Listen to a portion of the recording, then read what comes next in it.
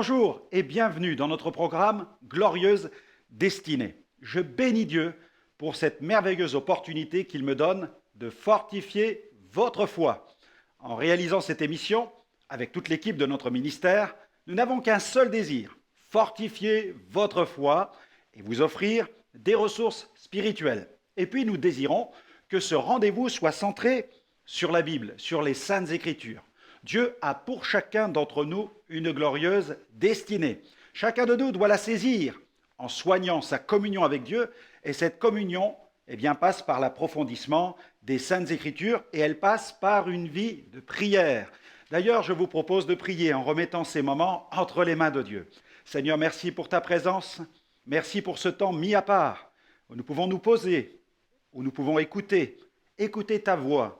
Seigneur, nous avons besoin que ta voix retentisse dans notre cœur pour que nous saisissions quelle est ta pensée, quelle est ta volonté pour nos vies. Au nom de Jésus, Amen. Gloire à Dieu, gloire au Seigneur. Aujourd'hui, j'ai décidé de vous parler d'un sujet assez surprenant. Souvent, nous pensons, mais comment sera le ciel? Ou encore, qu'allons-nous faire au ciel? Eh bien, j'ai voulu prendre le problème à l'envers en ciblant les choses que nous ne ferons plus au ciel. J'ai intitulé le sujet du jour, que j'aborderai dans le cadre de 3 émissions, 10 choses que vous ne ferez plus au ciel. D'ailleurs, j'aimerais vous présenter ce livre, cet ouvrage, à partir duquel nous avons voulu réaliser ces émissions, 10 choses que vous ne ferez plus au ciel. Je vous invite à visiter notre boutique en ligne si vous désirez approfondir tout à nouveau ce thème tellement important de ce que nous ne ferons pas là-haut, mais que nous devrons faire ici-bas. N'hésitez pas à visiter notre boutique sur notre site. Allez, je vous propose de marquer une pause. C'est vrai, c'est étonnant, on démarre par une pause, mais pourquoi? Parce que j'aime louer le Seigneur, et c'est tellement important de prier, mais aussi de célébrer Dieu. Et j'aimerais marquer cette pause musicale avec notre ami Matt Marvan, qui chante « Un coin de paradis ». On parle du ciel, lui, il nous parle de ce merveilleux coin de paradis. On l'écoute, il nous explique tout ça en chanson. On se retrouve dans quelques instants.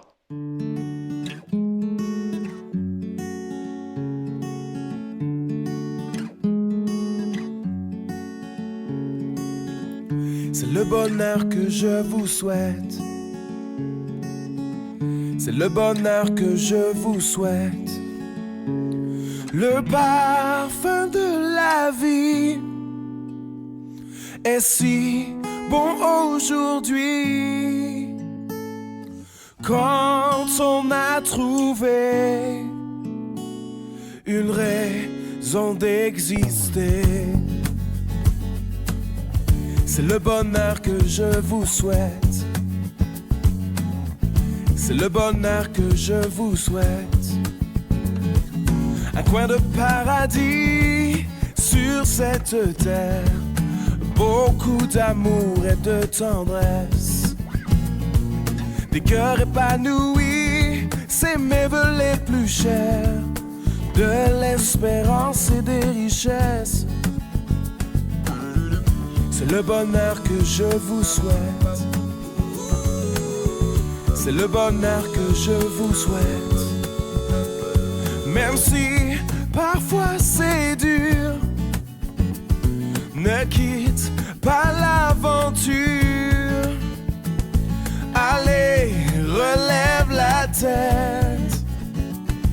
Ensemble, faisons la fête. C'est le bonheur que je vous souhaite. C'est le bonheur que je vous souhaite.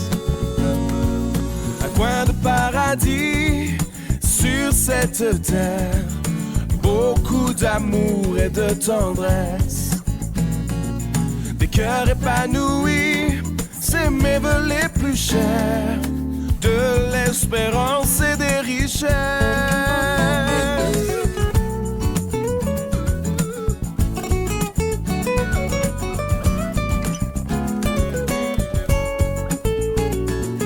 Un coin de paradis sur cette terre, beaucoup d'amour et de tendresse.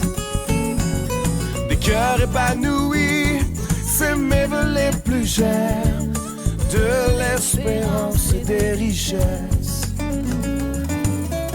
C'est le bonheur que je vous souhaite. C'est le bonheur que je vous souhaite. C'est le bonheur que je vous souhaite. C'est le bonheur que je vous souhaite.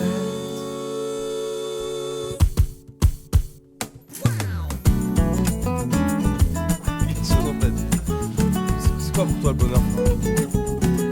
Ouais, le bonheur c'est d'être ensemble. C'est vrai? Ouais, c'est ça. Ouais, t'as raison. Ah, je suis ok avec toi là.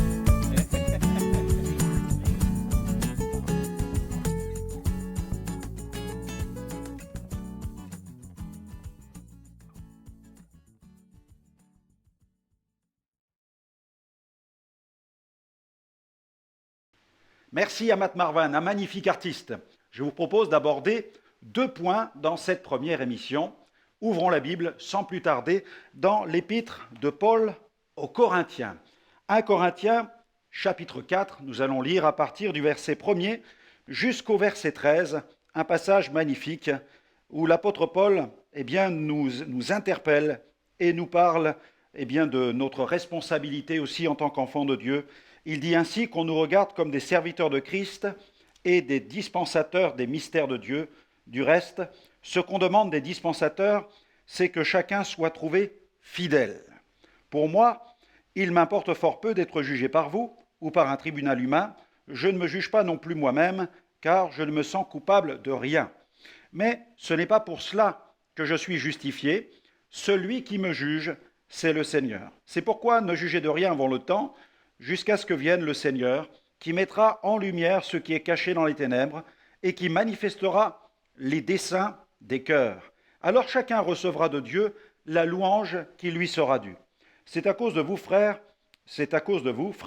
que j'ai fait de ces choses une application à ma personne et à celle d'Apollos, afin que vous appreniez en nos personnes à ne pas aller au-delà de ce qui est écrit, et que nul de vous ne conçoive de l'orgueil en faveur de l'un comme l'autre. Car qu'est-ce qui te distingue? Qu'as-tu que tu n'aies reçu? Et si tu l'as reçu, pourquoi te glorifies-tu comme si tu ne l'avais pas reçu? Déjà, vous êtes rassasiés. Déjà, vous êtes riches. Sans nous, vous avez commencé à régner. Et puissiez-vous régner en effet, afin que nous aussi nous régnions avec vous. Car Dieu, il me semble, a fait de nous apôtres, les derniers des hommes, des condamnés à mort en quelque sorte, puisque nous avons été en spectacle au monde, aux anges et aux hommes. Nous sommes fous à cause de Christ, mais vous, vous êtes sages en Christ. Nous sommes faibles, mais vous êtes forts. Vous êtes honorés, et nous sommes méprisés. Jusqu'à cette heure, nous souffrons la faim, la soif, la nudité. Nous sommes maltraités, errants çà et là. Nous nous fatiguons à travailler de nos propres mains, injuriés, nous bénissons, persécutés, nous supportons, calomniés, nous parlons avec bonté. Nous sommes devenus comme les balayures du monde, le rebut de tous, jusqu'à maintenant.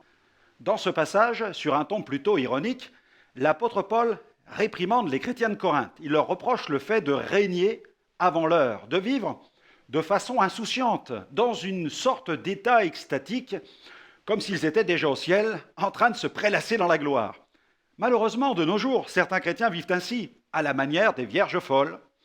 Dans la parabole des 10 vierges, vous l'aurez certainement remarqué, Jésus cherche surtout à éveiller l'attention du croyant sur l'importance de se préparer pour son retour. Il décrit l'attitude insouciante de 5 vierges qu'il qualifie de vierges folles. En effet, alors que la nuit était déjà avancée, celles-ci ne prirent pas soin de prévoir suffisamment d'huile dans leur vase quand elles s'en allèrent à la rencontre de l'époux. Gagnées par l'assoupissement, elles furent prises de panique quand elles furent réveillées par cette voix qui retentit soudainement dans la nuit. Les vierges sages, quant à elles, plus précautionneuses, avaient prévu de l'huile en quantité suffisante.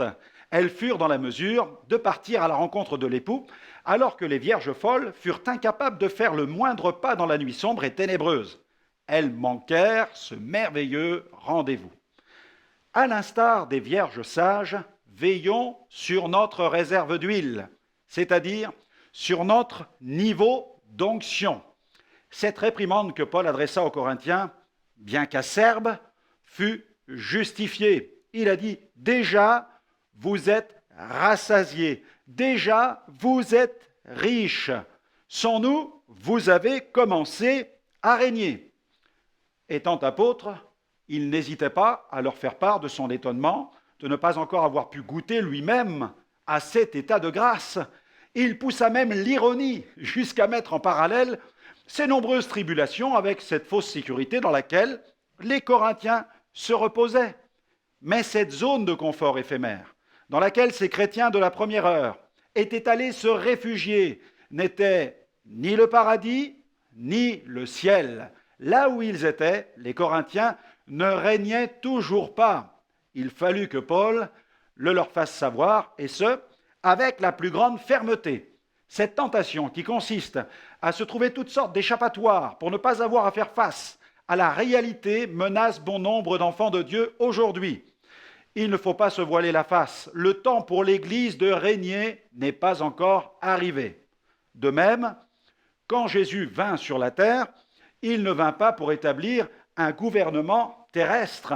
Il ne vint pas comme un Messie régnant, non, il vint comme un Messie souffrant. Dans les premiers chapitres de l'Apocalypse, où il est question des 7 églises d'Asie, voyons-nous ces églises régner? Loin de là. Elles font toutes face à de grandes difficultés. Alors que certains s'imaginent déjà dans le repos céleste, vous êtes-vous déjà interrogé sur ce que vous ne ferez plus quand vous serez au ciel? Je ne veux pas parler du fait de vous brosser les dents, de boire une bonne tasse de café ou de regarder voler les petits oiseaux. Non, je veux parler d'actions, d'œuvres, de tâches spirituelles que vous ne ferez plus lorsque vous serez là-haut. Rien ne doit nous déconnecter de notre mission terrestre. C'est ce que ce livre « 10 choses que vous ne ferez plus au ciel » nous invite à faire. Vous pouvez vous procurer ce livre sur notre site www.gospelvision-international.com.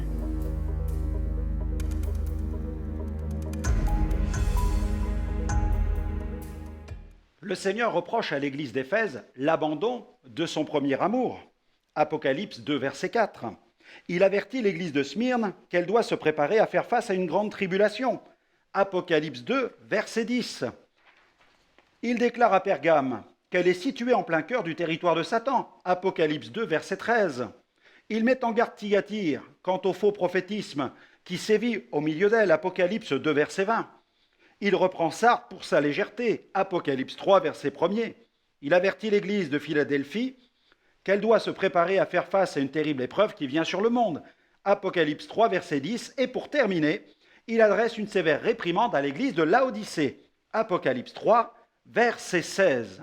L'heure de régner n'a donc pas encore sonné pour l'Église. Et pourquoi donc? Eh bien, tout simplement parce que le monde gît toujours sous la puissance du malin.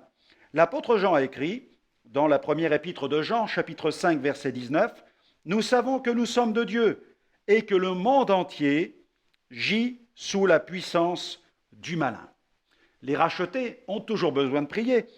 Dans Luc, chapitre 18, verset 1er, Jésus adressa une parabole à ses disciples pour montrer qu'il faut toujours prier et ne pas se relâcher. Les vents de la persécution souffle toujours dans certaines parties du monde. Jésus l'avait aussi annoncé dans Luc 21, verset 12. « Mais avant tout cela, on portera les mains sur vous et l'on vous persécutera, on vous livrera aux synagogues, on vous jettera en prison, on vous mènera devant des rois et devant des gouverneurs à cause de mon nom. » Jésus nous a envoyés aussi évangéliser et non pas régner. Il nous envoie évangéliser. Il a dit ceci, « Allez par tout le monde » Marc 16, verset 15. Prêchez la bonne nouvelle à toute la création. Gloire à Dieu. Et puis, Jésus n'a toujours pas enlevé son Église. L'apôtre Paul a annoncé cet événement que nous attendons encore.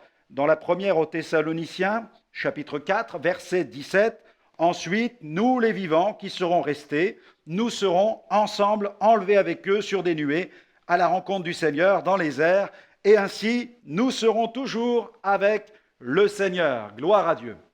Cependant, bien que ce temps où l'Église régnera sur la terre aux côtés de Jésus, pour une période bien déterminée, n'est pas encore arrivé, entrer dans le règne de Dieu peut devenir à tout moment une réalité pour n'importe quel enfant de Dieu.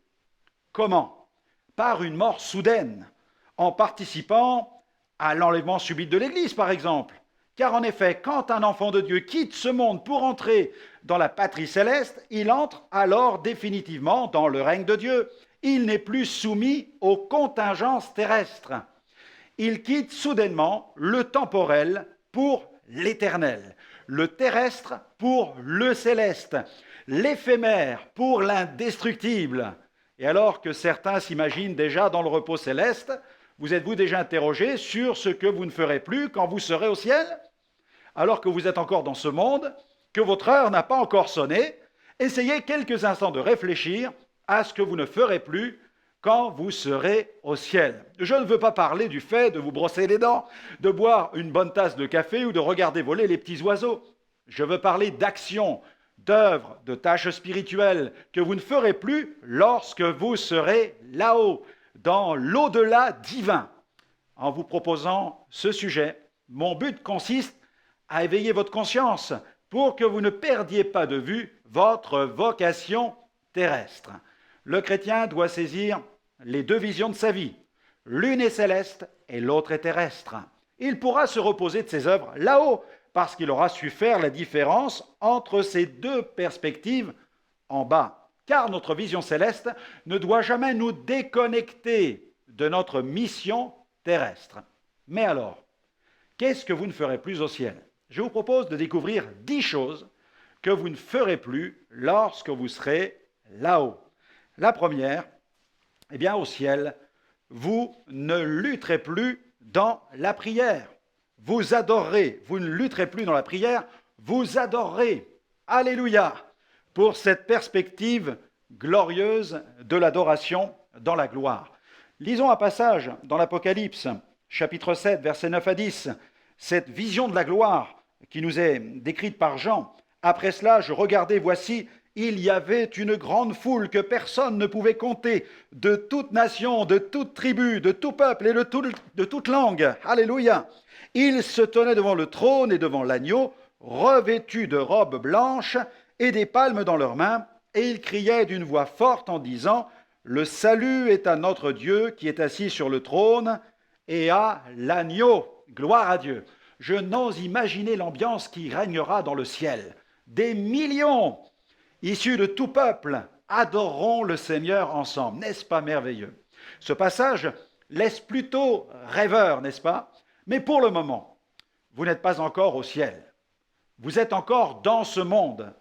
Vous êtes bien entendu appelés à adorer le Seigneur, mais aussi à considérer la prière. Vous avez impérativement besoin de prier, car vous êtes encore sur la terre.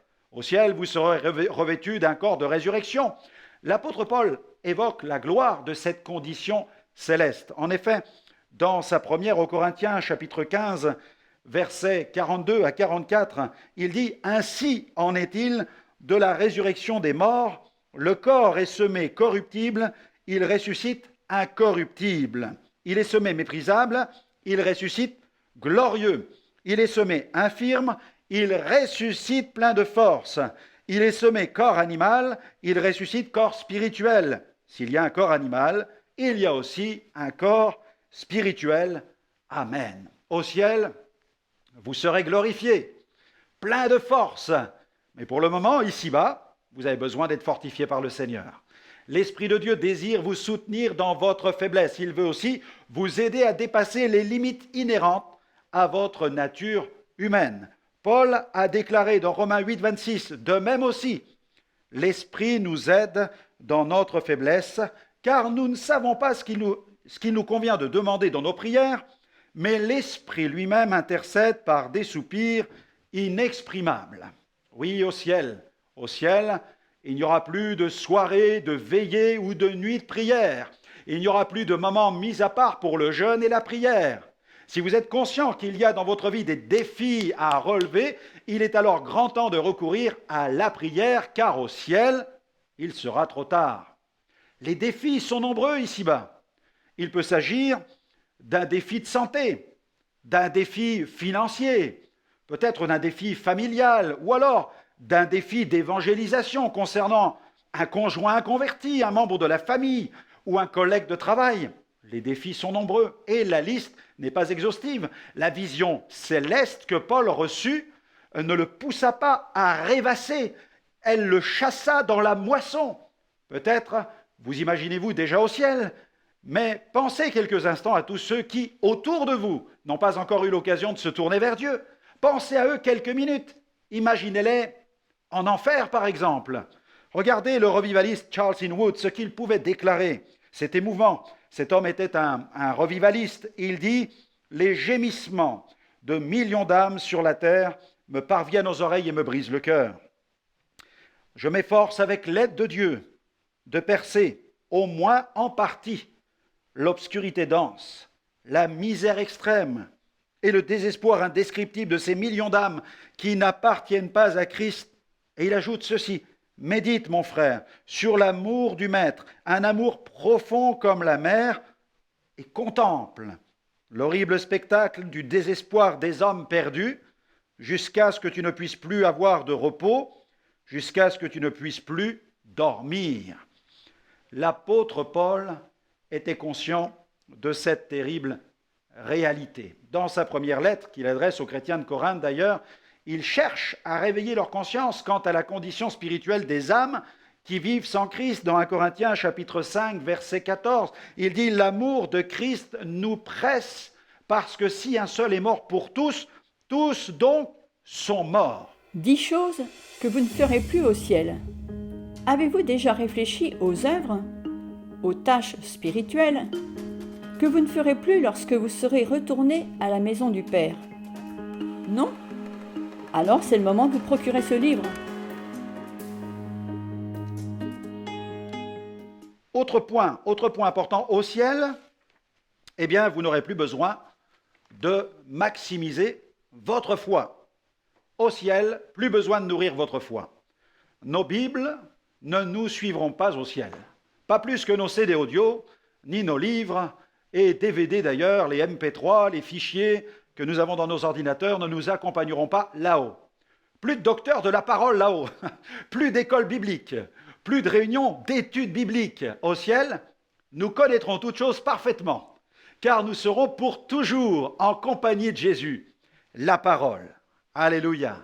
Apocalypse chapitre 19, Apocalypse chapitre 19, versets 11 à 14.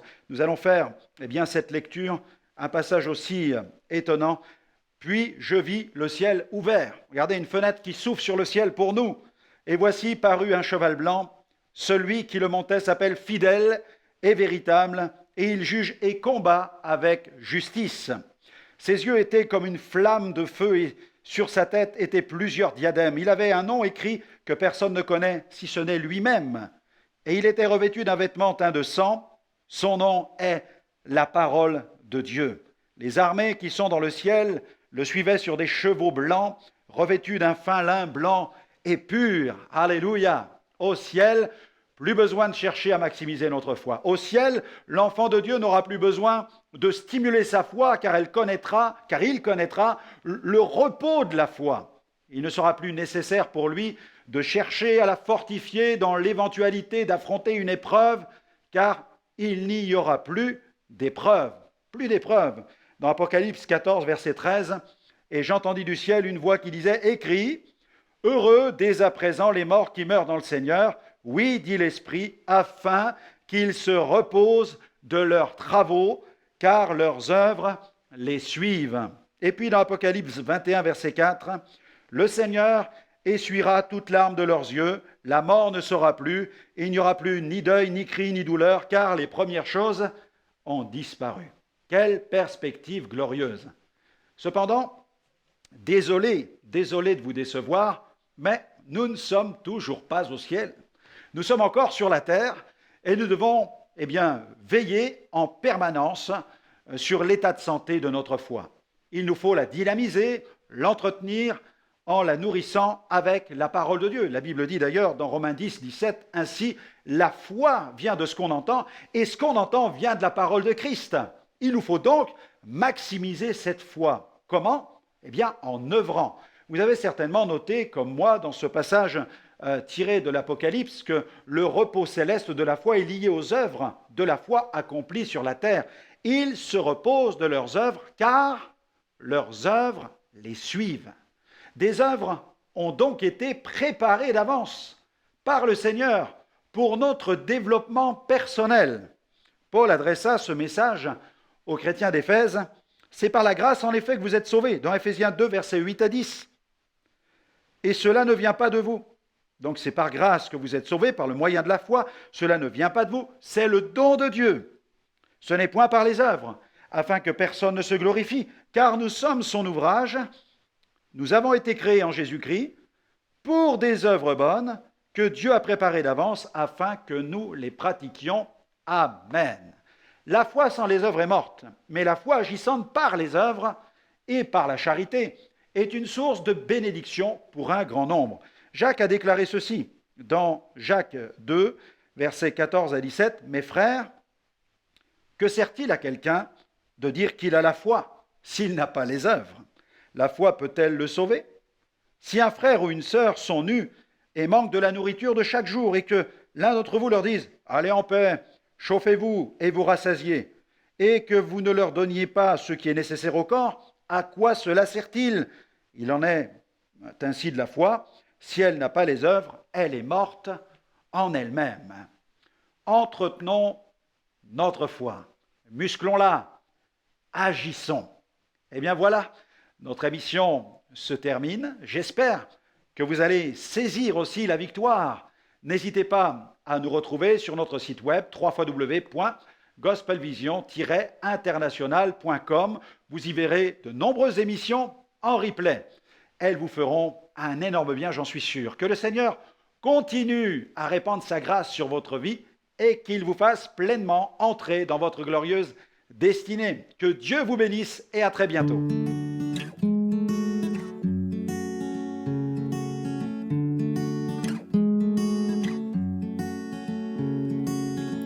C'est le bonheur que je vous souhaite. C'est le bonheur que je vous souhaite. Le parfum de la vie est si bon aujourd'hui. Quand on a trouvé une raison d'exister, c'est le bonheur que je vous souhaite. C'est le bonheur que je vous souhaite. Un coin de paradis sur cette terre, beaucoup d'amour et de tendresse, des cœurs épanouis, c'est mes vœux les plus chers, de l'espérance et des richesses. C'est le bonheur que je vous souhaite.